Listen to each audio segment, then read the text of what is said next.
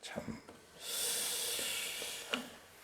당황스러운 주일 아침입니다. 참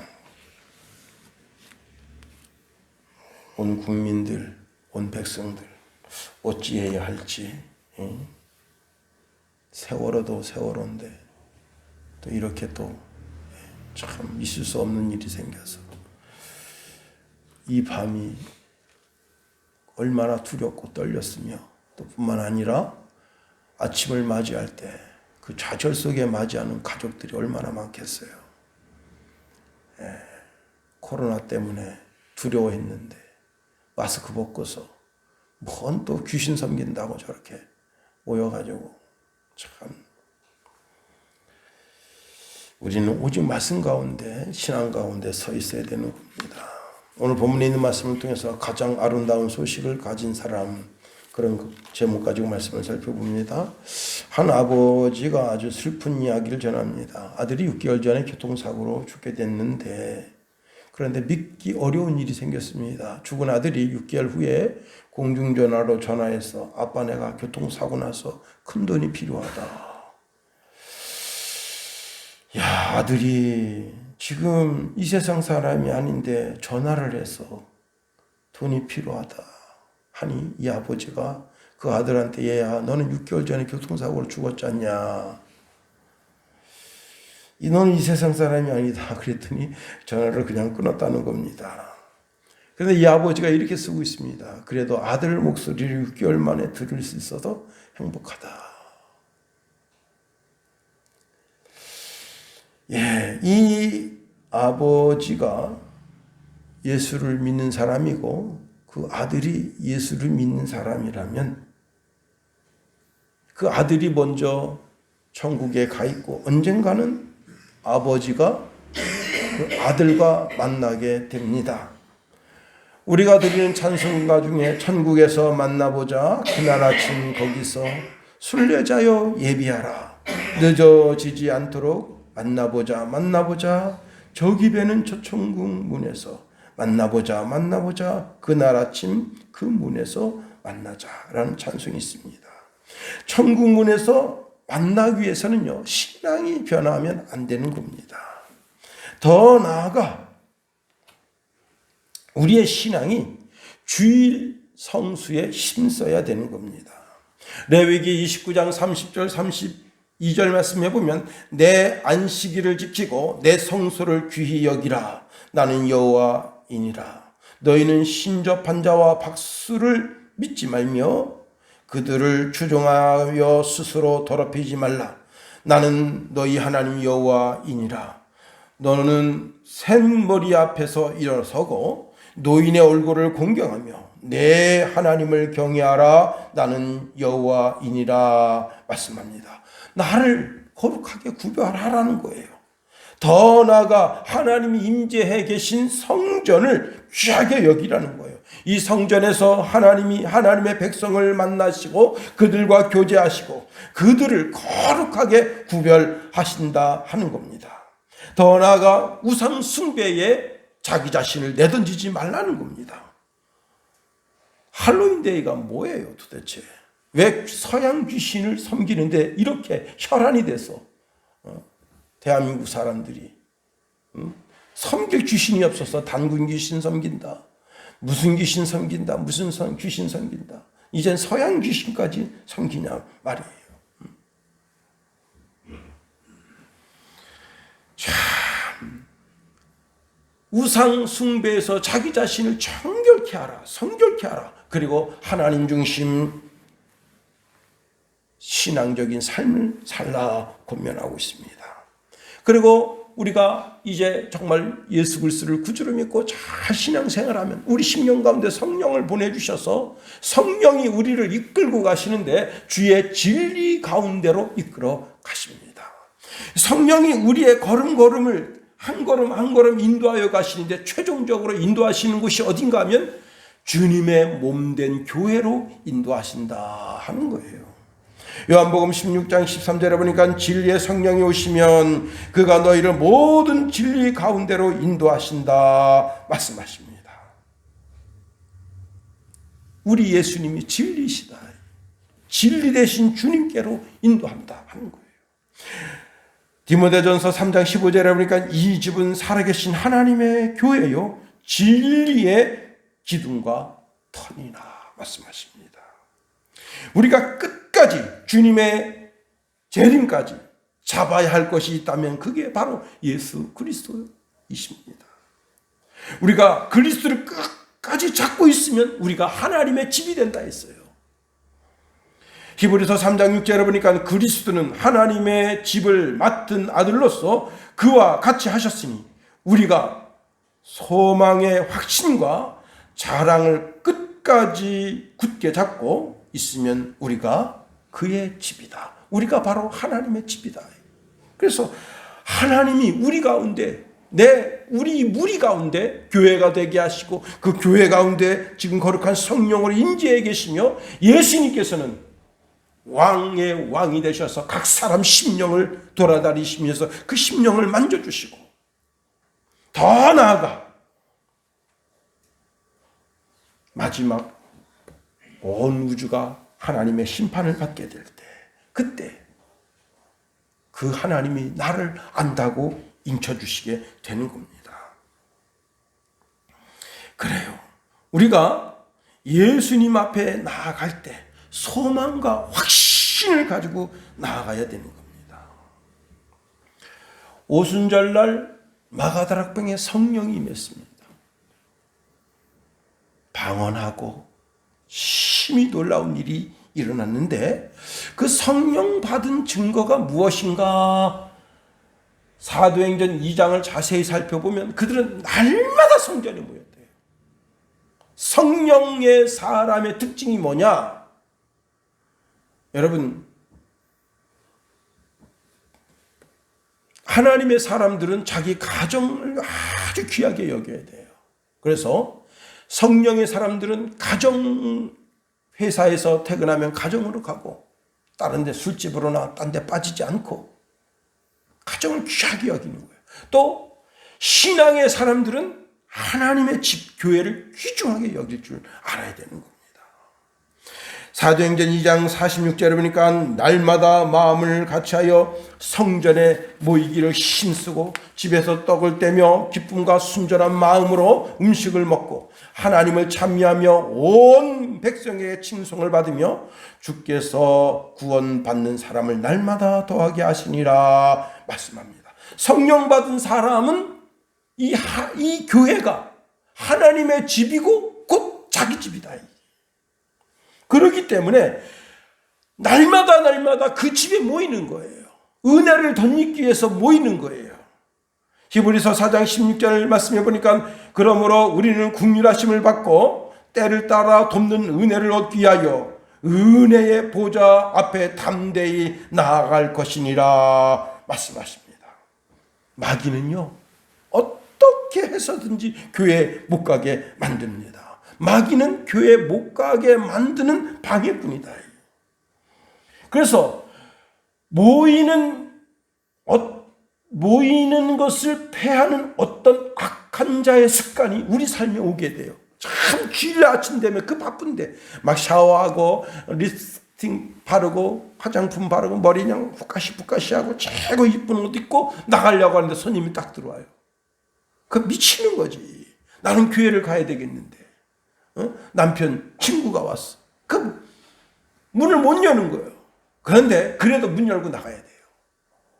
여보 나 교회 갔다 올게. 당신이 알아서 하시오 하고 박차게 당신도 나 따라오려면 따라오든가 대차게 그리고 주의 전을 향하여 발걸음을 내디뎌야 되는 거예요. 왜? 그런 악한 습관을 버려야 돼. 저 집은 주일날은 가면 개떡도 안 준다. 그런 게 인식이 돼야지 안 오지. 누가 아침 대바람부터 참 그 예의 없는 거거든요. 여러분 지금 나라 경제가 매우 어렵습니다. 대통령의 진가는 어디에서 나타나느냐? 국방에서도 나타나고 사회에서도 나타나고 문화에서도 나타나는데 그 중에 가장 핵심이 뭐냐면 경제적인 안정을 가져야 되는 거예요. 저렇게 프로쉘인가 우유가 망하도록 내버려두면 안 되는 거예요. 판매 촉진을 막 일으키고 한 국민 한 우유팩 먹어주기 운동 이런 걸 막 해가지고 살려줘야 되는 거예요. 저거 도산처럼 막 무너지면 어떡하겠어요. 고개 절레절레 흔들지 말고 우유나 많이 드세요. 강원 우유 만든 지 얼마 되지도 않았는데 저거 영양 받아서 또 망하면 어떡하겠어. 왠데 이렇게 강원 우유는 이렇게 비싸? 다른 거는 보통 4,000원, 2개 4,000원이 사는데 이건 어떻게 5,000원 가까이. 참 강원 우유 만드시는 분들이 강심장이다. 제가 한번 그래서 강원도 사람이라서 한번 사주려고 보니까 야, 다른 거는 보통 그냥 우리 싸게 먹는 우유는 3,800원 먹는데 이거는 4,800원이에요. 1,000원이나 비싸. 무슨 강심장으로 거기다 내놓는지 모르겠어. 참, 약간 곁길을 갑니다만 가정도 마찬가지입니다. 가정 경제가 일어나야 되는 거예요. 그 가장이 어깨에 힘이 쫙 들어가고 식솔들이 그 가장이 벌어온 것을 가지고 먹고 살고. 여러분 최근에 경제적인 문제 때문에 자살을 꿈꾸는 가정이 10가정 가운데 4가정이라고 합니다. 야, 이거 심각한 거예요. 비록 2002년 통계이긴 하지만 그 정도로 경제적인 압박감을 느끼고 있다는 거예요. 이제 좀 코로나가 좀 잠식되면서 어떻게 될는지 모르겠습니다만은 나라가 흉년이 들면 어떻게 해요? 돈을 풀어가지고 곡식을 사가지고 와야지. 올해도 우리는 풍년이어서 지금 김제평야에 어떤 한 농부가 그냥 화딱지 난다고 농사 너무 잘 돼가지고 화딱지 난다고 그냥 갈아엎었어요.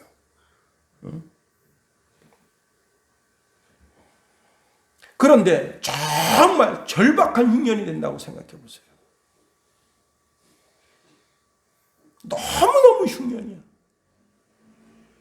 오늘 본문에 있는 것 같은 흉년이 온다면 어떡하겠어요? 자, 아람왕 베나닷이 군대를 끌고 와가지고 사마리아 성을 다 포위를 했어요. 매일같이 수많은 마차들이 곡식을 실어 날랐었어요. 그래서 곡식값이 안정화돼서 국민들도 먹기 살기 좋았었는데 베나닷이 저렇게 갑자기 전쟁을 일으키니까 마치 우크라이나가 곡식을 내다 팔고 싶어도 못 팔는 기뢰가 그냥 잔뜩 깔려 있으니 그거 갖다가는 그냥 개박살나는 거예요. 얼마 전에 저는 지금 우크라이나 그다음에 러시아 도대체 그 지형이 어떠한가 잘 몰라서 우리 김성훈이 우리 김 박사한테 야 그거 좀 어떻게 돼서 그러냐 그랬더니 내가 지도를 보면서 설명해 줄게. 근데 딱 보니까 와 이게요 아주 좁은 협곡 같은 데를 2번이나 지나야 돼. 거기다 기뢰 깔아놔 보세요. 뭐가 지나가겠어. 그냥 부딪히면 그냥 폭발나서. 그래 지금 식량 팔고 싶어도 못 파는 거 아니에요. 그런데 자, 그 식량이 없어서 쩔쩔쩔 매는 백성이 왜 없겠어요? 근데 이건 전쟁이에요. 사마리아 성을 전체를 이 베나닷 군대가 똘똘 포위를 했습니다.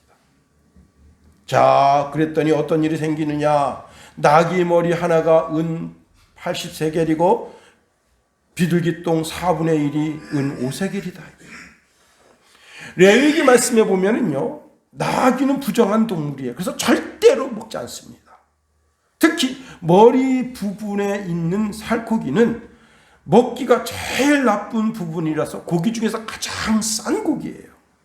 그런데 은 80세겔입니다. 자, 1세겔은 당시 4일치 급료예요. 그러니까 80 곱하기 4 답이 나오잖아요. 그죠?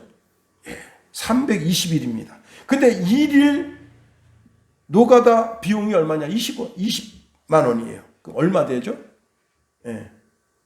6,400만 원이에요. 이까지 나귀 머리 하나에 6,400만 원. 일반 노동자, 노가다 뛰는 일반 노동자의 1년 품삯이다.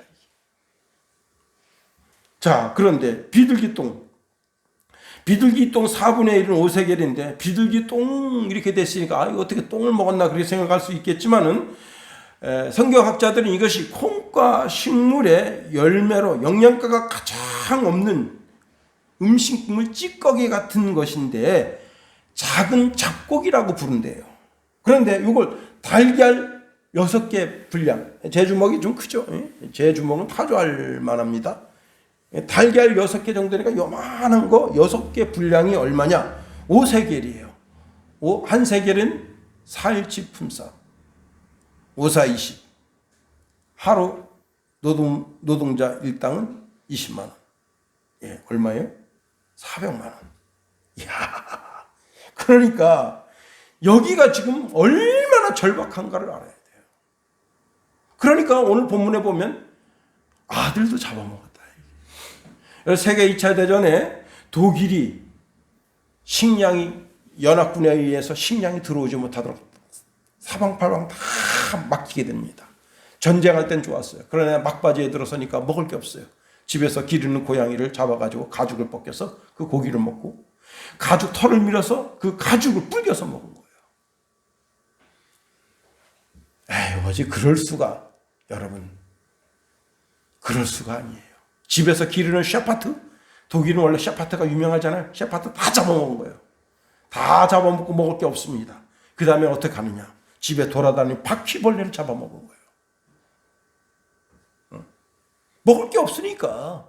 그 다음에 어떻게 했느냐? 또 먹을 게 없습니다. 가죽 혁대. 여러분 다 이게 쇠가죽으로 돼 있거든. 가죽을 풀어가지고 그걸 물에다 퉁퉁 불겨요. 그걸 뜯어먹은 거예요. 가죽 옷을 뜯어먹은 거예요. 왜? 먹고 살아야 되니까.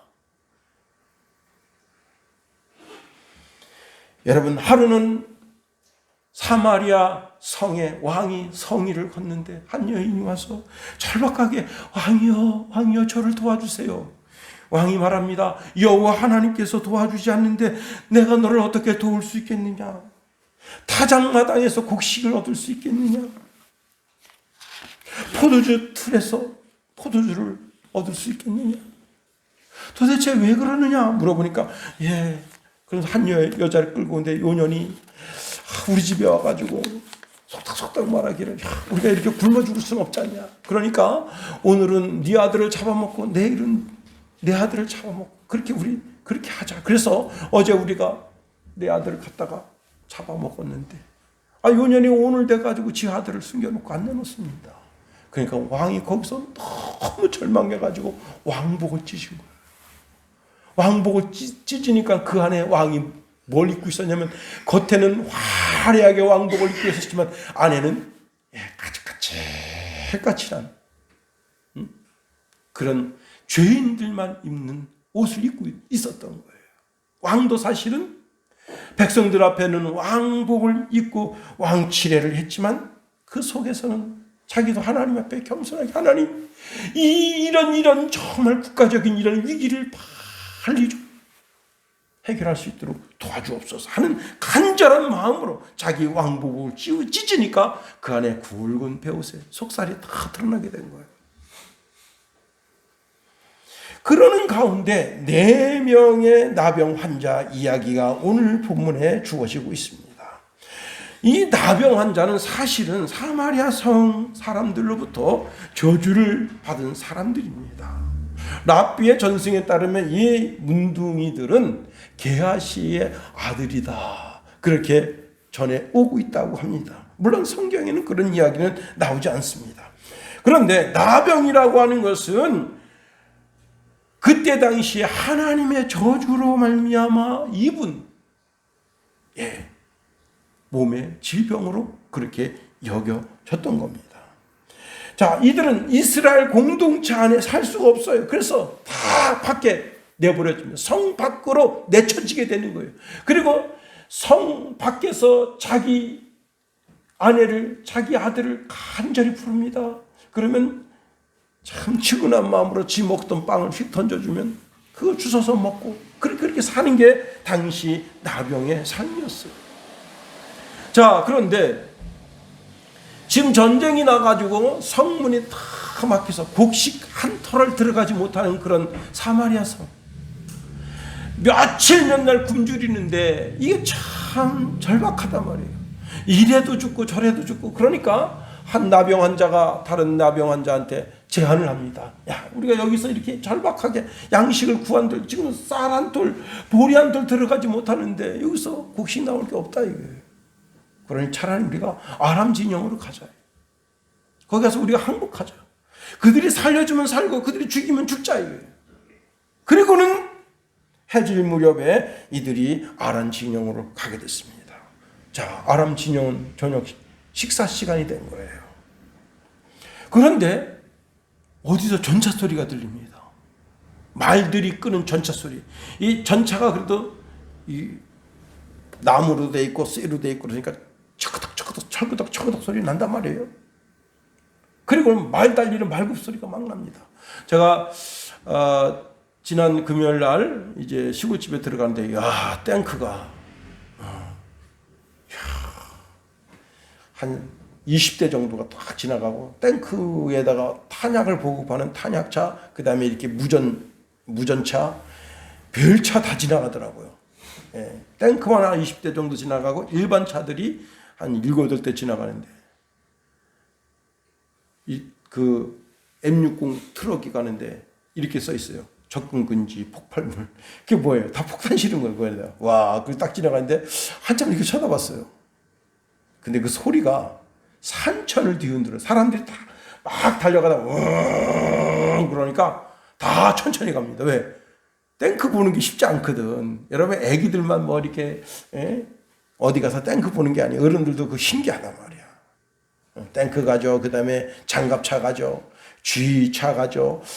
포탄 실은 차 가죠. 한참 천천히 가면서 다, 야, 근데 그것도 장관이더라고, 가는 게.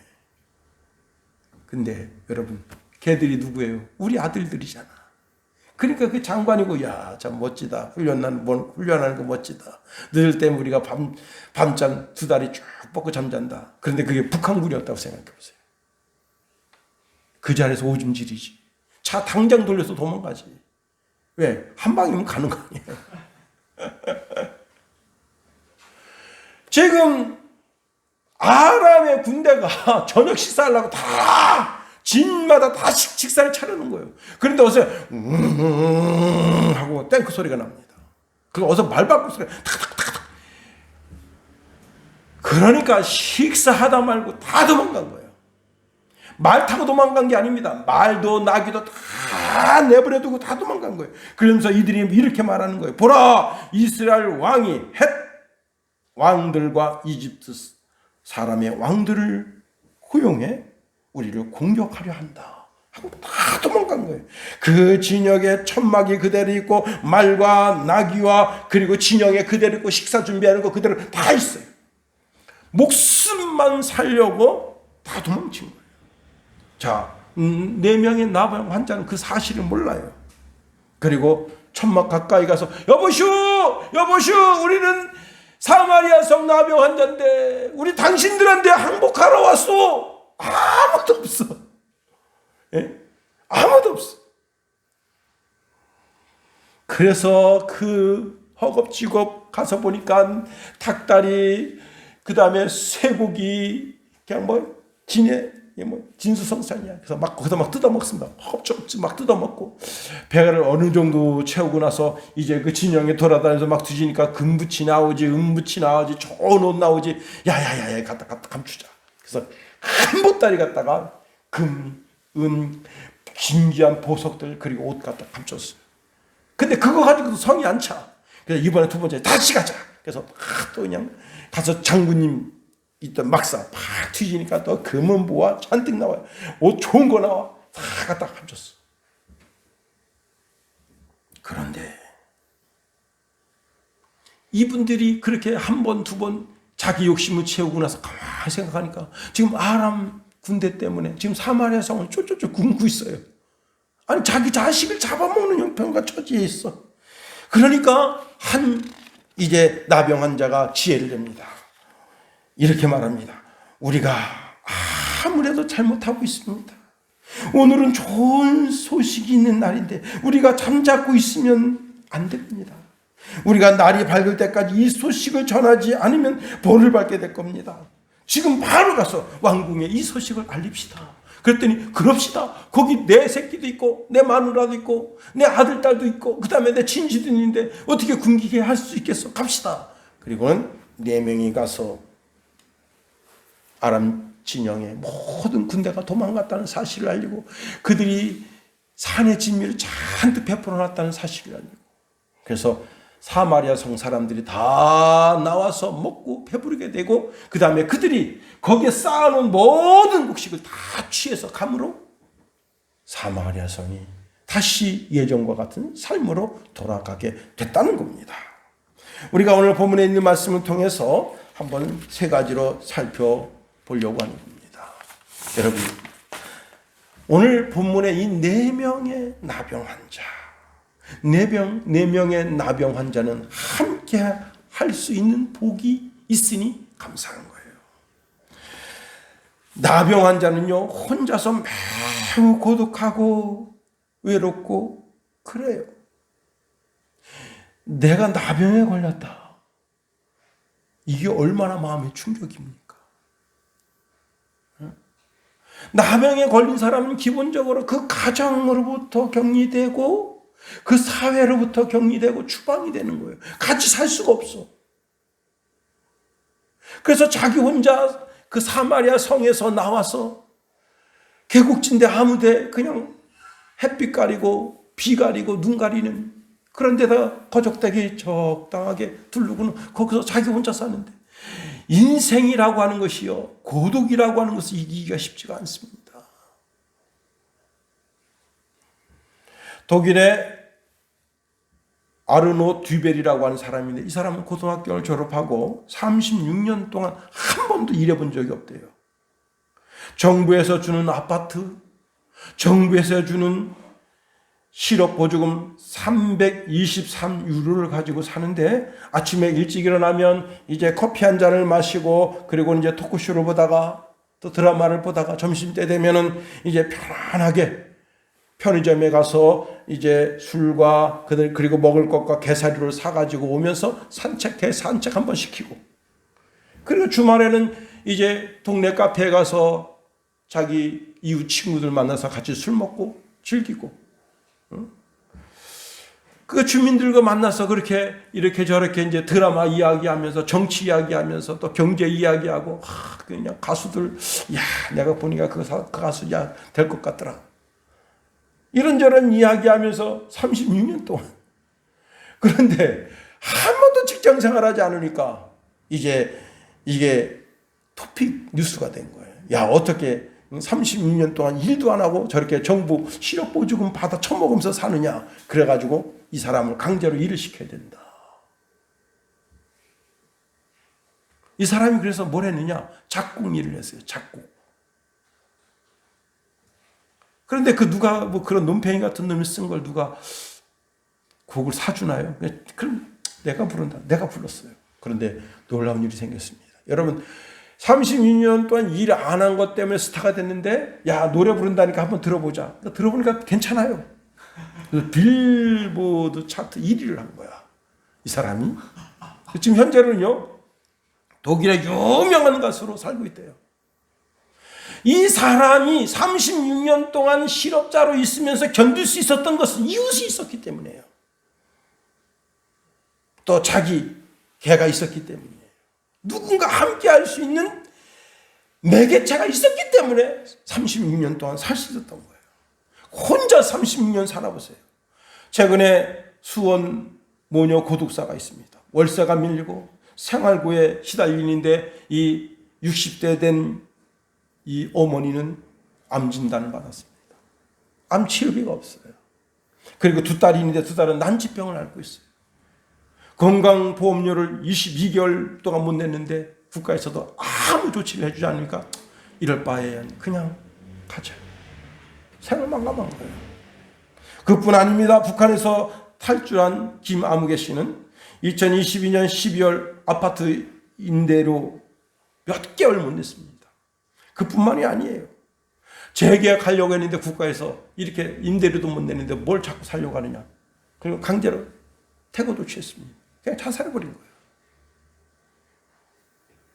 혼자는 참 힘든 거예요. 난 이분이 교회라도 갔더라면 교회가 매몰차게 그분을 내보냈을까 하는 생각을 가지게 됩니다. 여러분, 같은 처지, 같은 입장에 있는 다른 사람, 그 누군가가 있어서 내 얘기를 들어준다. 또 나도 그 사람 이야기를, 그 사람에게 내 이야기를 할 수 있어요. 이만저만한데 우리 애가 이렇게 똑똑하고 그냥 박식하고 그냥 이렇다고 얘기할 수가 있어요. 서로 의지가 되는 거예요. 그리고 같은 공간에서 같이 잠을 자고 같이 일어나고 같이 활동하고 서로 의지가 되는 거예요. 그런데 그 4명 중에 한 사람이라도 자기 주장이 강해가지고 막 다른 사람 윽박지르고 그러면 못 사는 거예요. 몽골 여자들은요, 지도력이 매우 세대요. 여자들이. 대한항공 승무원으로 지내고, 그 대한항공 승무원 팀장을 지낸 여자가 이런 얘기를 합니다. 자기 그 팀원 중에 몽골 여자가 있는데, 18명 정도 모여서 회의를 쫙 하면 결론 날짜쯤 되면 이 몽골 여자가 되도 안 되는 영어 가지고 결론을 지가 진대요. 팀장이 내가 져야 되는데 이 여자가 결론을 다 내려버려. 그래가지고 너무 화딱 지나가지고 처음에는 불러다가 막 혼냈대요. 그랬더니 내가 뭘? 그래서 이 여자가 왜 이렇게 자꾸, 팀장은 난데 내가 팀원 회의를 하는데 내가 결론을 지어야 되는데 자꾸, 그래서 왜 그런가 하고 누구한테 물어봤더니 몽골은 모계 사회라. 여자가 다 결정 짓는 거예요. 남편이 그 몽골 그 뭐죠 이거? 텐트 옮기고 가고 이런 모든 걸 여자가 결정합니다. 여보 옮겨갑시다. 그러면 남편 찍소리도 안 하고 그리고 그걸 딱 게른가? 그걸 걷어요. 여기 좀 좋겠어. 여기다 치셔. 그러면 여자는 밖에서 그냥 개 이렇게 끌어안고 이렇게 있어. 남편이 다 만들어 놓고 여보 다 만들었는데 들어오시죠. 그럼 들어간다는 거예요. 응? 야, 몽골 가서 사는 여자들은 행복한 여자예요. 그러나 몽골 가서 사는 남자들은 평생 그놈의 양떼 그냥 이리 끌고 저리 끌고 그냥 게르고 집 끌고 야.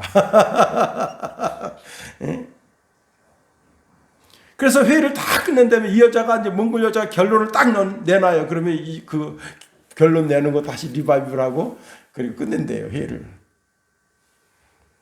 여러분, 그 4명 중에 한 사람이 독특한 캐릭터가 있어가지고 다른 3명을 막 윽박지르고 막 그랬어 봤어요. 어떻게 같이 있겠어요? 금요일날 제가 시골집 가서 일을 하고 그날 좀 일이 좀 한 시간 정도 일찍 끝났어요. 그래서 이제 소파에 앉아 있는데 어머니가 김서방하고 돈 찾으러 간다.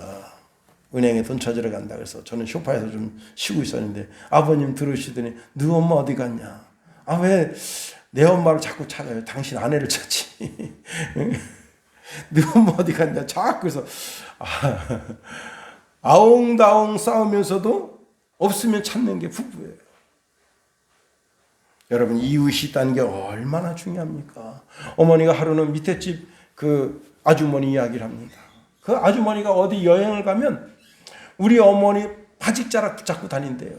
난 다른 사람 다 못 믿어. 다른 사람 다 못 믿어. 나는 옥현만만 믿어. 잘 때도 옆에서 주무신대요. 밥 먹을 때도 우리 어머니 옆에서. 왜? 의지가 되니까. 참. 여러분, 다른 사람은 못 믿어도 내가 옥현만은 믿는다. 여러분, 우리는 다 영적인 가족이에요. 다 예수 그리스도의 거룩한 피로 한 형제 한 자매된 공동체입니다.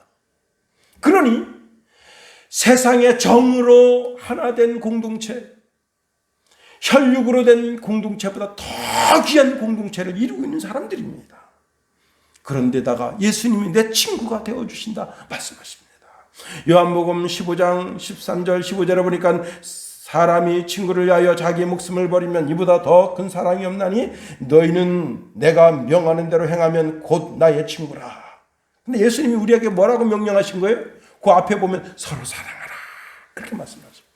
우리가 서로 사랑하면 예수님의 친구가 되는 거예요.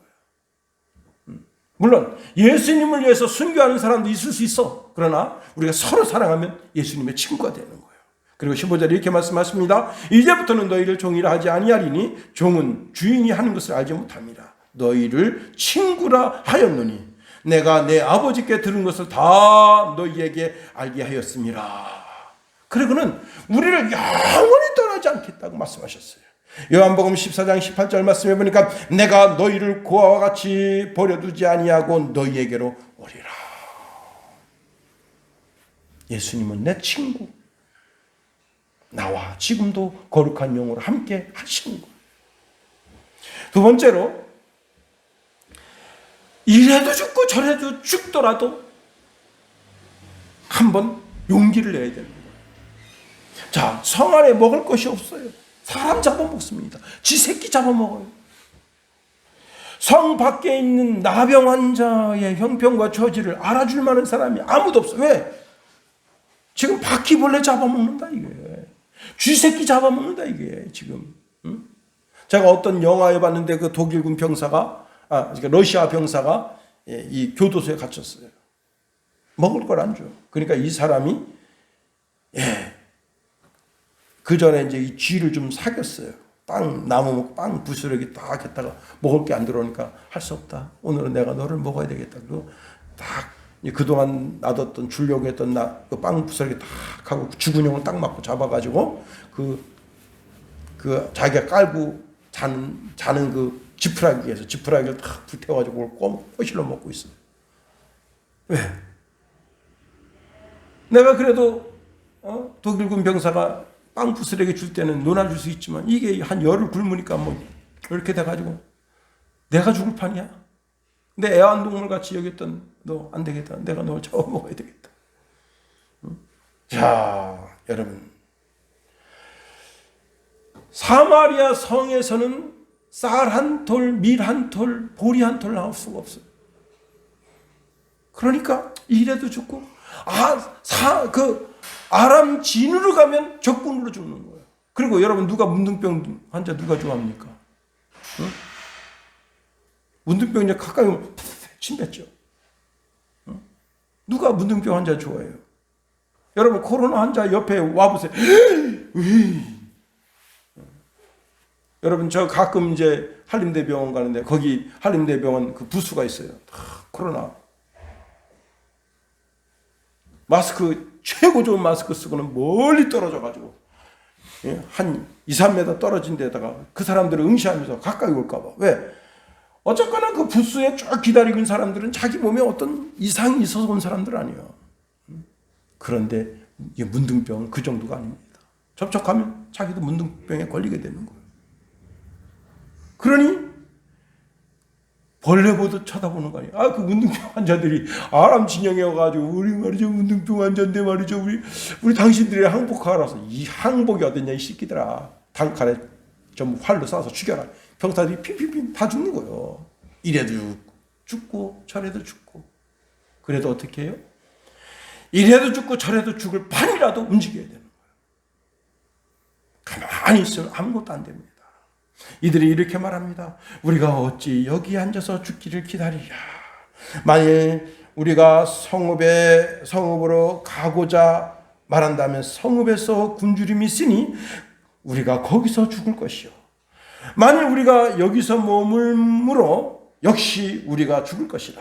그런즉 우리가 가서 아람 군대에 항복하자. 그들이 우리를 살려두면 살 것이요 우리를 죽이면 죽을 것이다. 여기 가만히 있어도 죽고 사마리아 성으로 가도 죽고 또 아람 군대 진으로 가도 죽어. 그래도 한번 가보자. 이게 죽든 살든 한번 가보자. 회사에서 해고 정리가 됐습니다. 집에서 도망치듯 거리로 나와서 노숙자가 됐어요. 그래도 뭔가 해봐야 되는 거예요. 한 노숙자가 우리나라 한 노숙자 이름은 잘 모르겠어요. 근데 텔레비전에 한번 나오더라고. 그 노숙자가 빚을 어마어마하게 줬어요.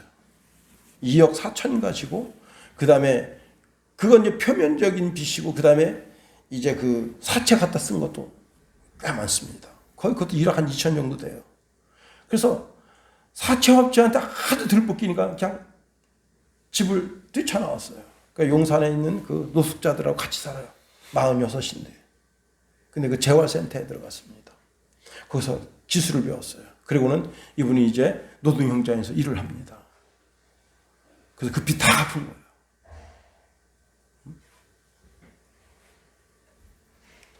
그 노숙자, 그 공짜로 주는 밥, 아침밥 얻어먹고, 점심밥 얻어먹고, 저녁밥 얻어먹고, 그 노숙자들과 같이 어울려서 그냥 그렇게 살았으면요, 그 사람 어떻게 KBS에 나오겠어요?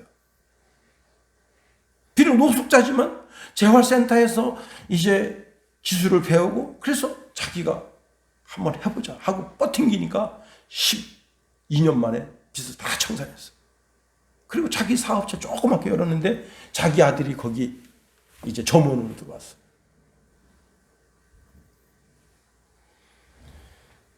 세계적으로 유명한 명주의자 토스카니니는 원래 첼로 연주자였습니다. 이 사람이 눈이 너무 나빠요. 근시예요. 그래서 아예 자기 악보 말고 모든 악보 전체를 다 외워버린 거예요. 자기가 언제 들어가고 언제 나가고 그걸 알으려면. 그래서 자기 머릿속에는 악보 전체가 들어있어요. 자, 이렇게 저렇게 이제 세월이 지나고 뉴욕 연주를 하게 되는데 그때 지휘자가 그만 병원으로 입원하게 됩니다. 그래서 악보 전체를 하는 사람이 아무도 없어. 그런데 토스카니니까 자기는 악보 전체를 외우고 있어요. 그래서 당신이 한번 지휘해 보시오. 그래서 거기서 지휘를 하는데 이약 스타가 된 겁니다. 만약 토스카니니가 나는 근시인데 뭐 이런 근시가 무슨 음악을 할 수 있겠어? 악보를 보지 못하는 사람이 어떻게 음악가로서 활동할 수 있겠어? 그리고 거기서 포기했으면 그 사람 아무것도 아닙니다. 근데 해보자 이거예요. 한번 악보 전체를 외워보자 하고 도전하니까 최고의 사람이 된 거예요. 헬렌 켈러는 이런 말씀을 우리에게 주고 있습니다. 행복의 한쪽 문이 닫히면 다른 쪽 문이 열린다. 그러나 흔히 우리는 닫혀진 문만 오랫동안 보고 있기 때문에 내 뒤쪽에 열려진 문을 보지 못한다 하는 겁니다. 찰스 위치라고 하는 분은요, 자기 아내와 함께 아프리카 선교사로 가기를 원했어요. 다 준비를 했습니다. 그런데 이제 선교사 면접을 보는데 어떤 결과가 나왔는가 하면 기후 적응 불가. 그래서 불합격 판정을 받았습니다.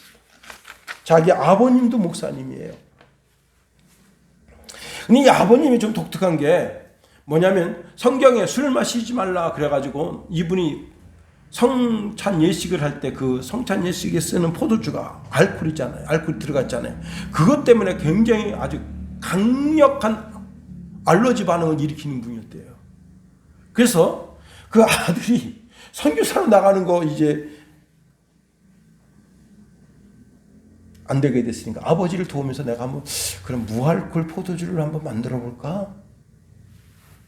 그래서요 수차례 실험하고 또 실험하다가 드디어 발명했습니다. 그가 바로 세계적인 윌치스 포도 주스 왕이 된 사람입니다. 야, 선교사로 나가는 거 자결됐으니까 그냥 그럭저럭 살지 뭐. 이것도 하나님 뜻이지 하고 주저앉아 보세요. 안 되는 거예요. 그런데 아버님이 알코올 포도주를 싫어하니까 무알코올 포도주를 만들어보자 하고 도전하니까 되는 거예요. 여러분, 우리가 상황이나 환경에 좌절하고 주저앉으면 아무것도 안 되는 거예요. 그러나 그 가장 절박한 순간, 하갈이 자기 이스마엘 데리고 그 부엘세바 광야에서 참 아들이 죽어가는데 할 게 아무것도 없어요. 그런데 자기 남편 아브라함이 절망적인 상황 속에서 하늘 쳐다보면서 여호와 하나님 부르더라 이거예요. 나도 한번 여호와 이름 불러보자 이거예요. 부르니 하나님 주의 사자를 보내서 하갈아 너에게 무슨 일이 있냐 물어보는 거예요. 해보자. 여러분, 히브리서 13장 6절에 보니까 그러므로 우리가 담대히 말하되 주는 나를 돕는 이시니 내가 무서워하지 아니하겠노라. 사람이 내게 어찌하리요. 시편 56편 11절에 보니까 내가 하나님을 의지하였은즉 두려워하지 아니하리니 사람이 내게 어찌하랴. 한 청년이 이제 몸이 조금 좋지 않아서 공익됐어요. 공익돼서 자기 업무를 보니까 자기 업무가 너무 단순한 업무야. 그런데 이 친구가 행정과예요. 그래서 한 5개월 동안은 이제 뭐 훈련, 기초운사 훈련 받지 뭐 이것저것 하다가 이제 그 동사무소 가서 한 5일 정도 있다가 아유, 이게 시간 너무 아깝다. 그 내가 행정고시를 준비하자. 하고 거기서 여러분 행정고시를 준비하는 거예요. 1차에는 떨어졌어. 다시 2차에 도전했는데 2차에 행정고시에 합격한 거예요. 다른 청년들처럼 그 컴퓨터에 앉아가지고 하루 종일 뭐를 하느냐. 그 기본적인 게임인데 지뢰찾기. 그리고 테트리스. 다 모든 공익들이 그 짓 하고 있어요. 그런데 나는 여기서 한번 행정고시 준비해보자. 첫째 차는 떨어졌던 두 번째 차 합격했어. 여러분, 그냥 그 자리에 가만히 앉아있으면 아무것도 안 됩니다. 죽음의 자리, 절망적인 자리라도 내가 뭔가 한번 해보자. 찍소리라도 내보자. 하면 살게 되는 거예요. 에스더 왕비가 왕비된 후에 유다 민족이 멸절하게 생겼습니다. 그런데 왕비는 자기 본 신분, 히브리 민족 신분을 숨기고 가만히 있으면 살아요. 누가 왕비를 죽이겠어? 응? 그런데 유다 민족이 다 죽게 됐는데 내가 죽으면 죽으리라 하고 한번 내가 왕에게 나가서 내 속사정을 말해보겠다 하니 살게 되는 거예요. 가만히 있었어 보세요. 유다 민족 다 죽는 겁니다. 그렇습니다. 로마서 8장 28절에 보니까 우리가 알거니와 하나님을 사랑하는 자 곧 그 뜻대로 부르심을 입은 자들에게는 모든 것이 협력하여 선을 이루게 해주신다고 하는 겁니다. 그렇습니다. 주님 우리에게 말씀하십니다. 할 수 있거든이 무슨 말이냐. 믿는 자에게는 능치 못함이 없느니라. 뭔가 믿는 구석이 있는 자들이잖아요. 우리가 다 예수를 믿는 자들 아니에요. 뭔가 믿는 구석이 있는데 우리가 뭘 좌절하겠냐. 마지막으로 내 입만 생각하고 나만 생각하는 옹졸한 사람이 되면 안 됩니다. 나라와 민족을 생각하고 세계를 생각할 줄 아는 그런 인물이 되어야 되는 거예요. 자, 내 사람이 이제는 국가를 생각하는 거예요. 나라를 걱정하는 겁니다. 먼저 나라를 위한 기도가 우리 속에 있어야 됩니다. 계시록에 보면요, 그 나라를 대표하는 지역, 교회가 있어요. 그런데 그 나라를 대표하는 지역교회에 믿음이 식어지고 그들이 하나님을 떠나게 되니까 하나님이 요한더러 이제 그들에게 경고의 메시지를 보내게 하십니다. 그 경고의 메시지를 받고 회개하고 자기 자신을 겸비하고 겸손하게 하나님께 두 손 들고 나오면 살게 되는 거예요. 그런데 너는 열심히 짓거려라. 나는 모르겠다 하고 등 돌리면 안 되는 거예요. 이승만 장로가 대통령이 돼서 성경대로 나라를 세우려고 몸부림쳤습니다. 그러니 나라가 된 거예요. 문재인이처럼 이상한 북한 경제학 들고 와가지고는 아이들 지력을 저렇게 땅으로 확 떨겨놓고 지금 아이들 평준화 때문에 지력이 15년 후퇴했다고 보고 있다는 거예요. 기가 막힌 겁니다. 정신 나간 이스타항공은 여러분 127명 영어도 못하는 놈들을 갖다가 부기장을 뽑아놨어요. 나는 한 20명이나 뽑았나 했어요. 127명 영어를 못해. 상대방 관제탑하고 영어로 얘기가 안 되는 거 한국말로 씹으라대. 이게 되겠어요? 이게 국내 항공이면 뭐 그렇다 쳐.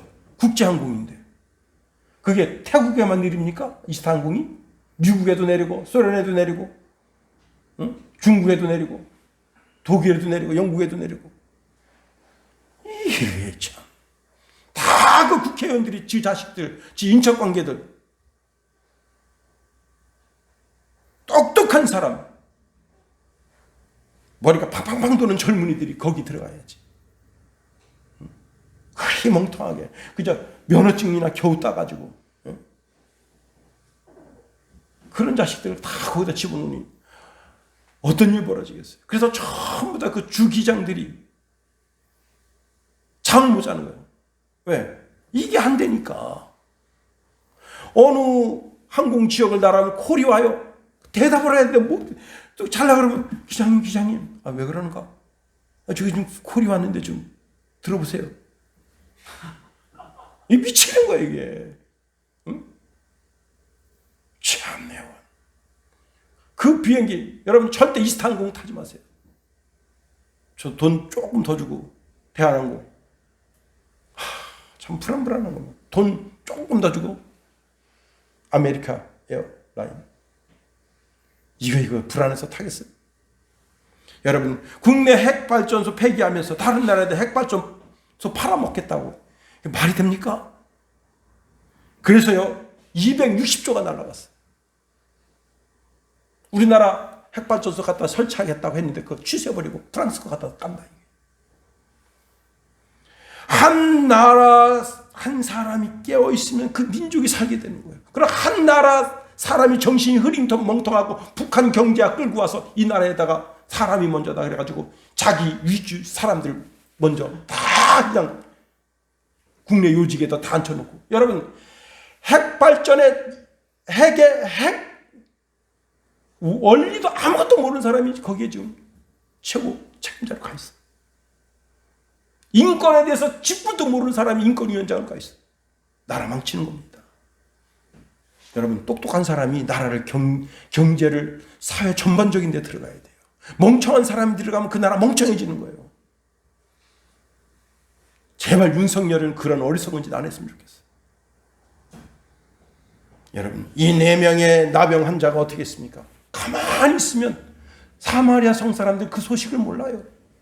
누가 전해주는 사람이 없는데 이건 다 굶어 죽을 판이야.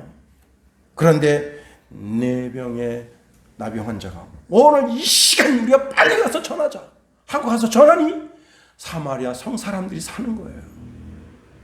여러분 오죽 답답했으면 자식 잡아먹은 이 이야기를 왕에게 말할 정도면 이 나라가 이 지금 사마리아 성이 얼마나 궁핍한 거예요. 이렇게 말씀하고 있네요. 9절에 보니까 나병 환자들이 그 친구에게 서로 말하되 우리가 이렇게 해서는 안 되겠도다. 오늘은 아름다운 소식이 있는 날이거늘 했습니다.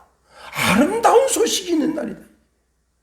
여러분 근데 이 아름다운 소식이 무슨 소식이에요? 육신을 살리는 소식이에요. 사마리아 성에 있는 사람들의 육신을 살리는 소식이에요. 영혼을 살리는 소식이 아니에요. 우리는 육신을 살리는 소식이 아닌 영을 살리는 소식을 가진 사람들이에요. 이사야서 52장 7절에 보니까 좋은 소식을 전하며 평화를 공포하며 복된 좋은 소식을 가져오며 구원을 공포하며 시온을 향하여 이르기를 내 하나님이 통치하신다 하는 자의 살 넘는 발이 어찌 그리 아름다운가. 복음을 그 심령 속에 담아두고 그 복음을 전파하는 자를 하나님이 가장 아름다운 발걸음이라고 보신다는 거예요. 복음을 그 심령 속에 가두어 두고 그 복음을 전하기 위해서 노심초사하고 있는 그 사람 심령을 가장 아름다운 심령이라고 보신다는 거예요. 그 복음을 전하기 위해서 내가 전도해야 될 대상이 누군가 쳐다보는 그 사람의 눈을 가장 아름다운 눈이라고 하나님 보신다는 거예요. 어제 쇼트 영상을 제가 봤어요. 아주 매서운 날씨, 칼바람. 여러분 바닷바람이요. 저는 양양에서 군생활하는데 그냥 바람이 그냥 끊이질 않아요. 영하 14도, 15도 그 칼바람 샤샥 불으면요. 군인들이 그냥 옷을 얼마나 그냥 틀어 입었는지 그래도 그 옷깃에다 바람이 솔솔 들어오는데 그런 추운 날 이순신이 책 한 권 들고 어딜 갑니다. 그런데 이순신을 만나러 왔던 이제 명나라 사신이 이순신이 아주 깊은 야밤에 어딜 간단 말이에요. 조급하라. 처음에는 의심의 눈으로 이제 그 이순신을 이렇게 쫓아가는데 이순신이 어디 가냐면 일본 왜군들이 붙잡혀와 있는 가무소에 가는 거예요. 그래도 거기에 어린 병사 15살 먹은 어린 병사가 있는데 얘가 10살 때 잡혀갔어요. 그 5년이 지나니까 어느 정도 이제 조선말을 해. 그 어린 병사에게 명심보감 효행편을 읽어주는 거예요. 이순신이 그걸 읽어주니까 걔가 그 말을 들으면서 눈물을 쭉쭉 흘리고 있어요. 제가 그걸 쭉 보면서 야, 이순신이 말 예수 믿었더라면 걔한테 복음 전했을 거 아니에요. 응? 복음을 몰랐으니까 그래도 이 사람이 사람답게 살려면 야, 이렇게 살아야 된다. 명심보감의 효행편을 읽어준 거 아니에요. 사람답게 살라이. 여러분 우리의 마음, 우리의 발길이 어디를 향하고 있습니까?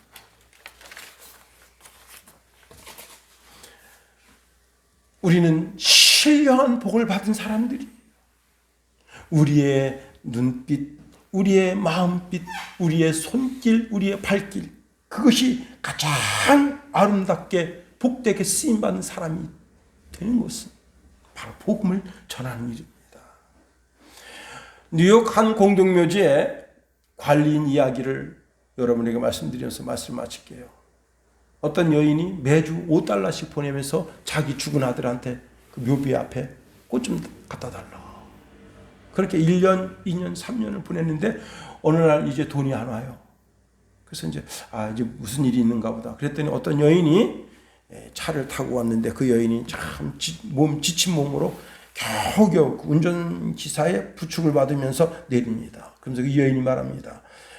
그 묘비의 앞에 꽃을 좀 이렇게 갖다 달라고 부탁한 사람이 바로 접니다. 이 관리인이 깜짝 놀랐어요. 왜냐하면 매주마다 $5씩 받았는데 다 꽃을 거기다 갖다 둔 건 아니었어요. 그래서 부인, 제가 진실을 말씀드리고 싶습니다. 제가 $5를 받고 꽃을 사긴 했습니다만은 매번 거기에 갖다 준 건 아닙니다. 제 옆에 보면 시립병원인데 그 시립병원에 있는 환자들에게 그 꽃을 갖다 줬습니다. 저를 용서하십시오. 그런데 제가 부인에게 드릴 말씀이 있습니다. 이 아들은 죽어서 지금 천국 갔습니다. 여기 다시 와서 그 꽃 냄새를 맡는 것도 아니고 그 꽃은 이제 그날 하루는 화려하게 펴 있다가 그 이튿날 햇빛 받으면 다 쪼그러져 쪼글쪼글하게 됩니다. 아무도 그 꽃을 관리하는 사람이 없습니다. 그런데 이 꽃을 그 시립병원에 있는 환자들한테 갖다 주면 그 향기를 맡으면서 삶의 의욕을 일으키고 용기를 일으킵니다. 부인, 왜 죽은 자를 위해서 이 꽃을 헌합니까? 살아있는 사람을 위해서 이 꽃을 사용하세요. 이 부인이 말합니다. 말씀은 고맙지만 제가 오래 못 살 것 같다 하는 의사의 진단을 받아서 그래서 제가 친히 여기 온 겁니다. 그런데 이 관리인의 그 말을 듣고 이 여인이 깨달은 바가 많습니다. 그래서 그래도 자기가 뭐 얼마 못 산다는 의사의 진단을 받았지만 $5치 꽃을 사가지고 자기 주변에 있는 병원에 찾아갔어요. 정말 힘들고 어려운 사람한테 그 꽃을 주면서 이 꽃 향기를 맡으면서 힘과 용기를 내세요. 그랬더니 그 사람이 환해지는데 그 환해지는 얼굴을 보면서 자기도 마음이 환해지게 되면서 우울증에서 벗어나고 자기 힘든 그런 이제 질병에서 벗어나게 된 거예요. 죽지 않고 이 여인이 다시 관리인을 찾아와서 그때 당신이 나한테 충고해 준 것 때문에 내가 살아날 수 있게 됐습니다. 감사합니다. 했다는 겁니다. 아름다운, 가장 아름다운 사람이 보기에도 가장 아름답지만 하나님께서도 보시기에 가장 아름다운 소식을 전하는 거룩한 발걸음이 여러분의 발걸음이 되기를 예수님의 이름으로 축원해드립니다. 기도하세요. 하나님, 우리를 붙드시며 인도하소서. 메시지 말에 정말 우리의 발걸음 인도하여 주셨어. 이 시대에 가장 아름다운 발걸음이요, 가장 아름다운 마음이요, 가장 아름다운 눈길이요, 손길을 가지는 주의 백성은 돼서 하나님을 기쁘시게 사람들을 주의 영광으로 이끄는 거룩한 행진이 우리 삶 속에 일어나게 하소서. 예수님 이름으로 감사하며 기도합니다. 아멘.